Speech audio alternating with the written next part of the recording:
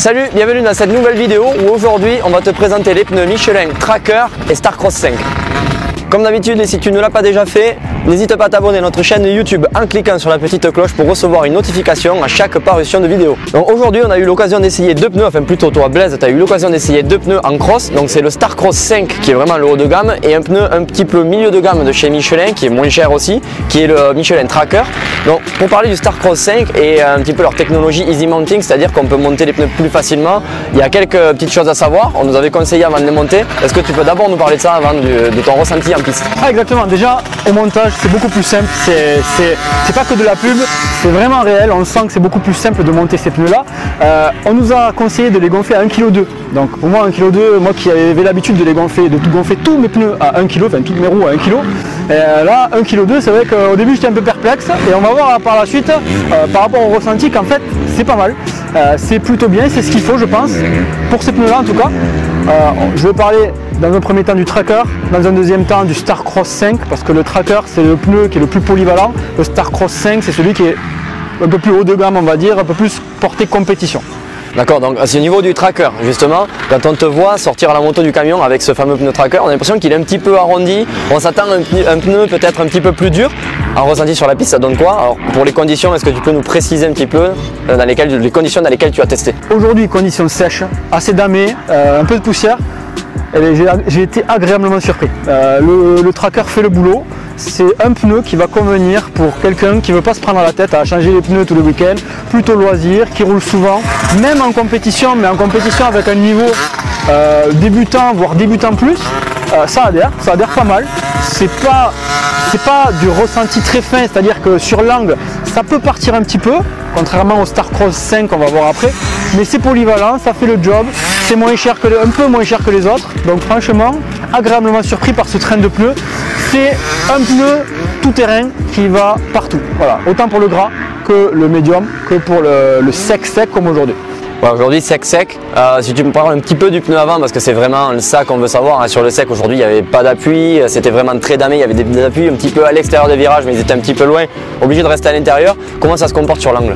Sur l'angle ça va bien, en fait comme je l'ai dit c'est polyvalent, c'est-à-dire qu'on ne va pas avoir une adhérence maximale mais ça va aller sur tout type de terrain et c'est vraiment ce qu'on recherche avec ce Tracker, c'est un pneu qui va aller partout, on ne va pas se prendre la tête à changer de pneu quand c'est mouillé, quand c'est sec, voilà, ça va aller partout. Alors quand on veut de la performance vraiment fine, de l'adhérence maximale, on va plutôt opter pour le Starcross 5, c'est celui qu'on va voir juste après. Starcross 5 c'est le haut de gamme, mais c'est vrai qu'avec le Starcross 5, quand c'est sec comme aujourd'hui, on ne peut pas rouler avec un pneu soft, gomme tendre, donc là on va être obligé de changer de pneu, chose qu'on ne va pas faire avec le Tracker. Ouais, parce qu'ils n'ont qu'une seule gamme, c'est ça. Exactement, ouais, c'est une seule gamme qui va partout, qui est destinée à celui qui ne veut pas changer son pneu, ses pneus régulièrement. Pneu avant, je reviens sur ce que tu as dit, pneu avant ça adhère bien, pneu arrière ça adhère bien. Je pense que l'usure est plus, comment dire, ils tiennent plus longtemps ces pneus, donc ça veut dire que lorsqu'on les met, ils vont tenir plus longtemps que les autres, c'est un peu moins cher, polyvalent et ça tient un peu plus longtemps, donc franchement ça fait le job pour 80% des pilotes. Allez, si on passe maintenant sur le haut de gamme, le Starcross 5, tu as eu l'occasion de l'essayer deux fois, tu as fait une course la semaine dernière avec, c'était vraiment des conditions parfaites, hein. On avait une terre bien arrosée, RC, des ornières, même si en fin de journée ça avait un petit peu séché, le fond des ornières était sec, voilà, c'était vraiment les conditions de la semaine dernière en course. Aujourd'hui, on le voit derrière nous, le terrain était béton, comme pour le Tracker. Voilà, quel est ton ressenti pour ce pneu Starcross 5? Starcross 5, très bon pneu. Pour moi, j'ai eu l'occasion d'essayer beaucoup de pneus et celui-là, pour moi, je dirais pour mon pilotage, c'est un des meilleurs. J'ai essayé le Starcross 5, là aujourd'hui c'était le mixte. Il faut savoir qu'il y a le soft, le mixte et celui pour les terrains un peu plus durs. Aujourd'hui on aurait dû opter pour le terrain un peu plus dur. C'est vrai que du coup, si j'avais eu celui-là ça aurait été un peu mieux. Mais la semaine dernière quand j'ai essayé en course, quand c'était arrosé RC, parfait, ça tenait bien, il y a un grip maximal, comme on l'a dit tout à l'heure, on a gonflé les roues à 1,2 kg, 1 bar 2, je m'attendais à avoir quelque chose qui rebondit, non, ça a été étudié pour ça, c'est un bon pneu, ça fait le boulot. Je pense que quand on veut faire des courses à un plus haut niveau, quand on est un peu plus pointilleux sur son adhérence, on va opter plutôt pour le Starcross 5. Pour ceux qui ont une expérience des Michelin, les anciens Michelin, avant que la gamme Starcross sorte, toi tu roulais pas mal avec des Michelin. Moi je leur reprochais d'être un petit peu formé, des crampons très hauts, très saillants, c'était vraiment des pneus pour la boue, j'avais l'impression.